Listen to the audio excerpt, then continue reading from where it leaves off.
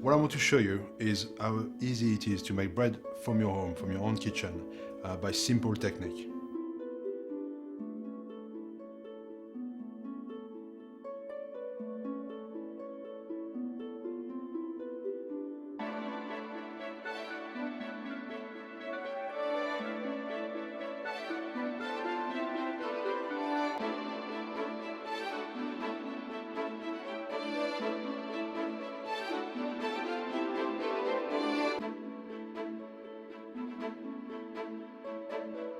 I'm going to show you how to mix and work the dough my way, not the way that you've probably been taught, the English way where you pummel the dough and you got tons of flour everywhere to make it unstick. This way is just your ingredient from the recipe. There I've got 1 kilo of flour, my 700 grams of water, my yeast and my salt, and we're just going to work the dough, lift it off the board, make it come alive and unstick from the board just by incorporating air into it and give it a lot of fluffiness and a lot of life. And to do that, I got my flour working there. I put my fresh yeast into my flour, and I'm going to crumble the yeast in my flour. And if it's fresh yeast, it will crumble very, very quickly and become tiny, tiny particles like that. And it just disappear all nicely. You see, you can't see it anymore. And if you use dry yeast, I do the same as I do with fresh yeast. I just make it disappear into the flour. I don't mix water with yeast and a bit of sugar for the sake of it. You just cut the middleman, go straight into it. Then I put my 20 grams of salt in there, blend it together. Make sure you don't mix your yeast and salt too close together. That's why I blend everything together there. Then it's ready to have my water into it. So I'll just show you that I don't put any flour in my board. And you put your water into it.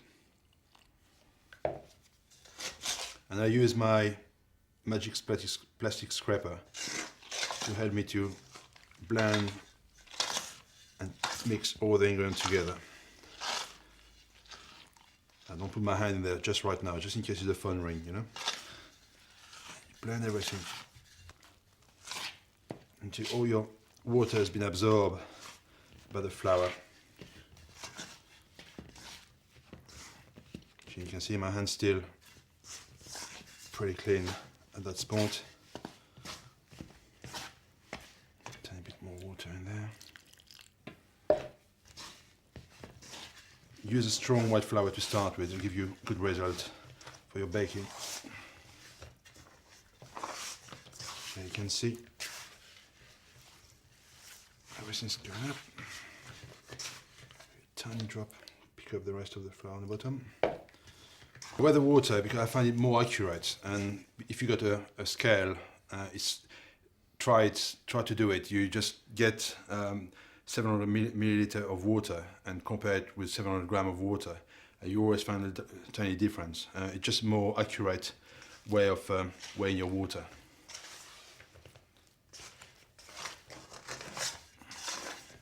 Okay, now I've got like a thick, sticky porridge in my bowl, but everything's coming off the bowl.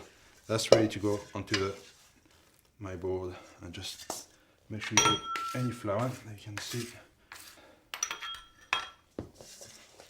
And just, there we go.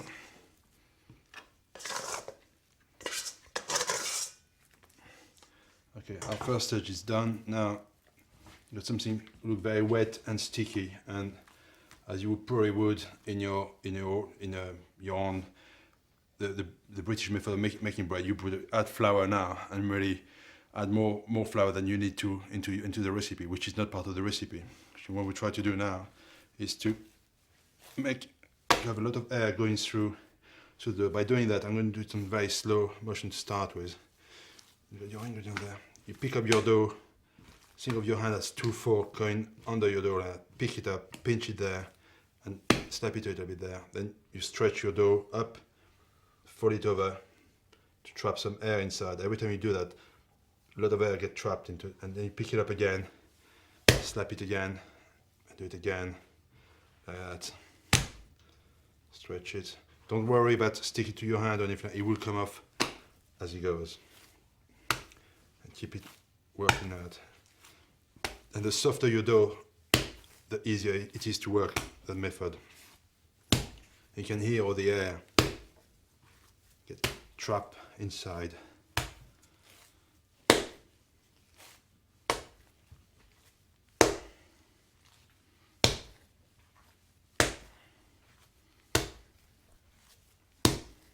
And you do that until the dough will become smooth, come off your hand cleanly, without any help of flour or oil or any other help. The only help you can have is, if you struggle a little bit, scrap the dough with your scraper. That's all. Right, I'm going to put the second speed on now. You slap it down.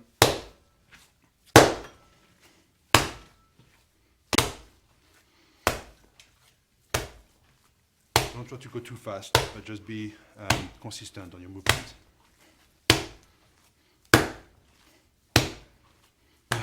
I can feel the dough become more supple and start to get together and bounding and becoming alive.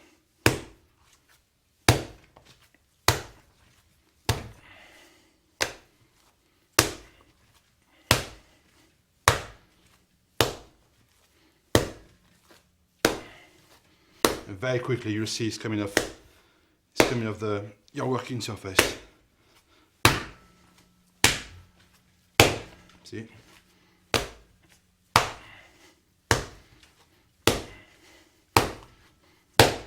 You can start to see the dough forming.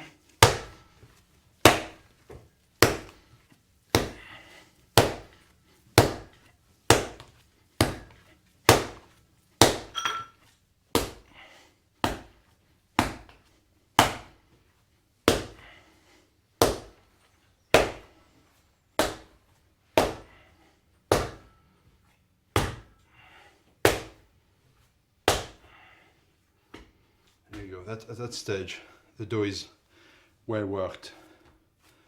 What you do then, a tiny bit of flour.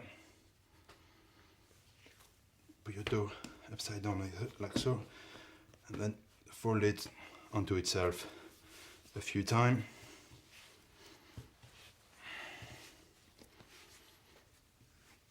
And you end up with a nice, beautifully worked, light dough, very responsive, supple. There's about 70% of water for this recipe, which is much higher than you would do for probably British bread. If you can see the dough, just really, really alive. It's beautiful, and that won't let you down. It's more hairy, but by the way that we work the dough, trap air at every movement we're doing, we trap air inside. That's the key of that. And then I put it into the bowl to rest there. And this you can keep it now for an hour to rest. It will be absolutely perfect there. Okay, my dough has been rested now for an hour, a tiny bit more actually. What we're going to do is turn the dough over on a very lightly floured surface. You can see I don't pull the dough down like that because you're going to destroy all the structure. What I do again with my little scraper, I just help the dough to come down very gently. Let it slide down, and you can see all the beautiful strand of the dough.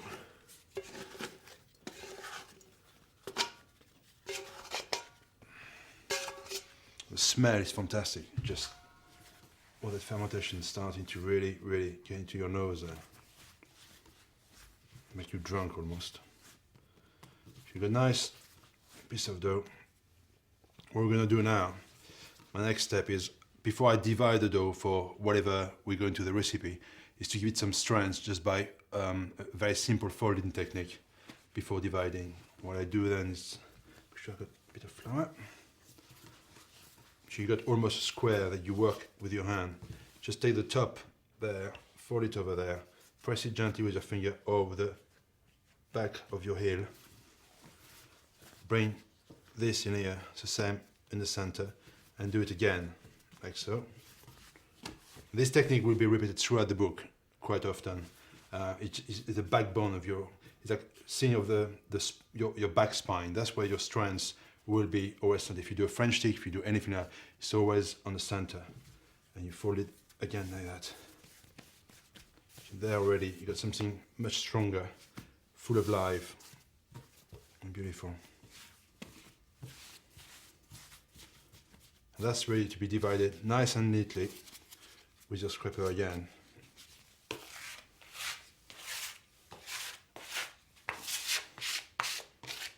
You can divide this for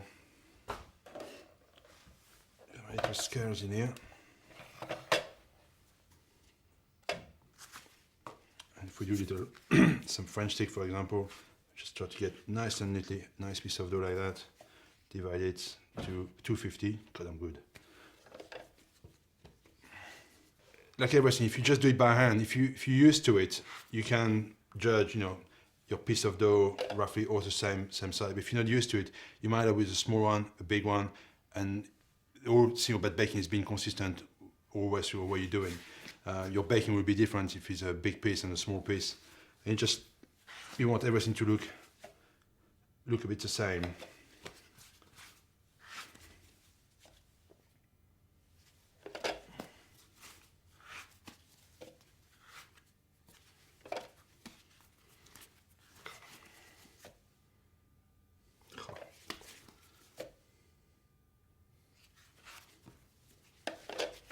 Here we go. Now I've got all my pieces of dough nicely divided. So the next step again is to give a bit more strength into it.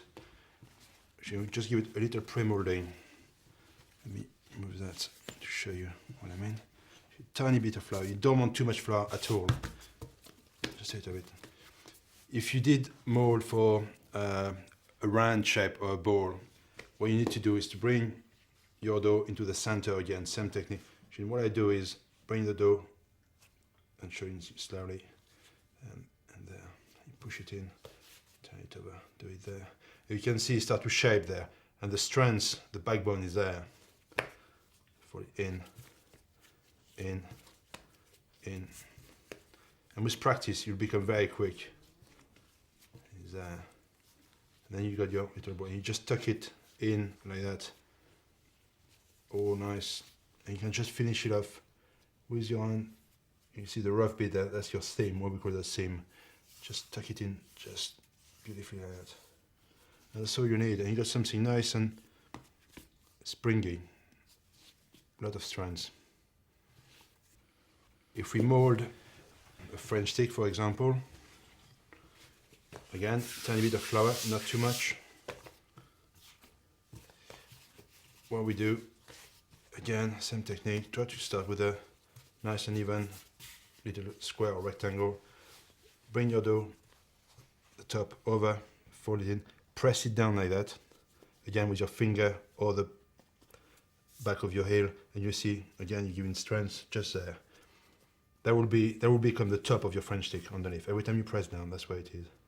Then turn it over, this way down, and do it again on the middle, like so.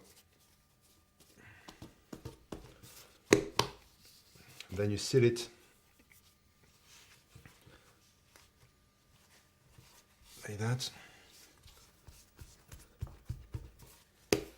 You got the top of your bread will be there, and the seam is there. And to get more length, like for a French stick, for example, you start again with the seam on the top, press it down, and repeat the same operation by twisting the dough and folding the two edges together there.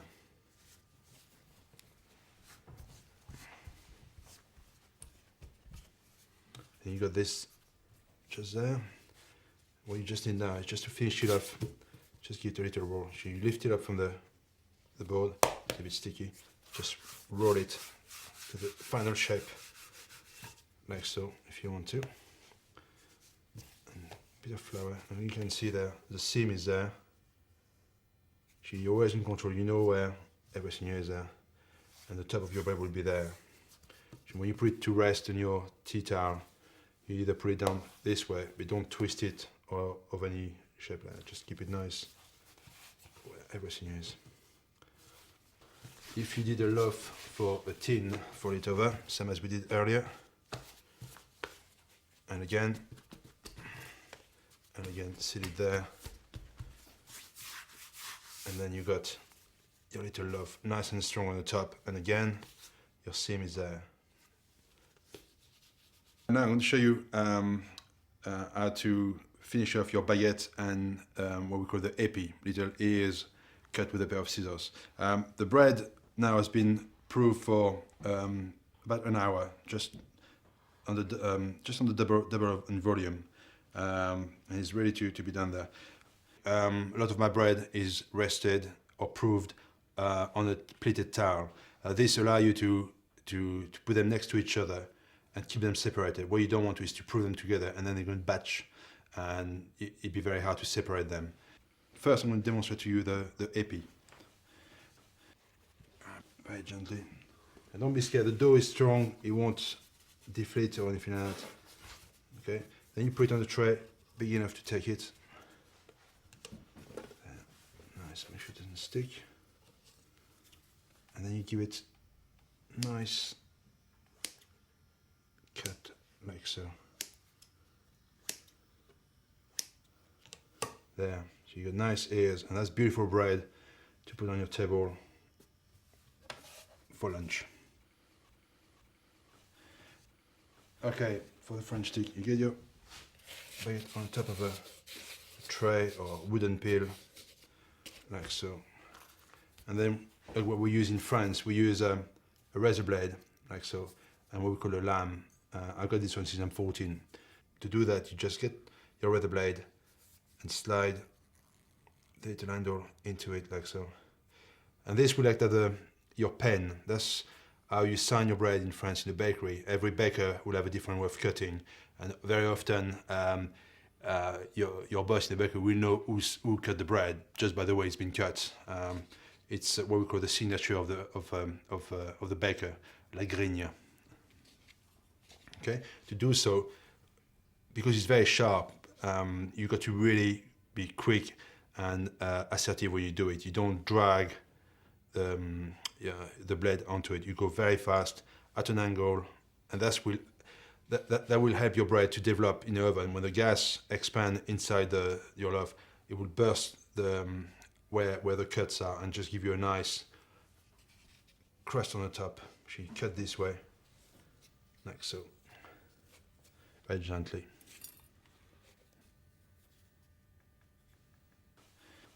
The next bread I'm going to show you is the fougasse. The fougasse is the one I teach you all my bread classes. It's the one who just put a smile on your face. It's very striking, good-looking bread. It doesn't involve any molding or shaping of the sort. You just cut it with your friend's scraper and a bit of flour, and just slide it in your oven on a hot stone, and it just becomes beautiful leaf-shaped bread. To do so, very easily, flour your work surface quite heavily, and again, you can turn your dough over, very, very gentle on the top, like so. Help your dough all the way down.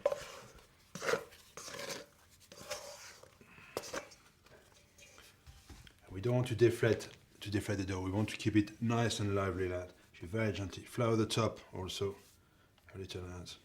You see it's all the air bubbles coming there. It's beautiful dough. And what you want to do for this bread is just, my little bowl there, is get a piece of dough and be firm when you cut it, just in a rough triangle shape, like so. And then what you do, see there's no molding so far, with your edge of your scraper just cuts through there without going all the way to the edge. And then with the smallest side, just cut 3 nice diagonal cut. Just like that. Make sure you've got plenty of flour. Then you just need to open it up a little bit like that. As simple as that. you will see after a bit of practice and a bit of self-belief also that you become a great baker and you can really get on with it and make some great bread at home.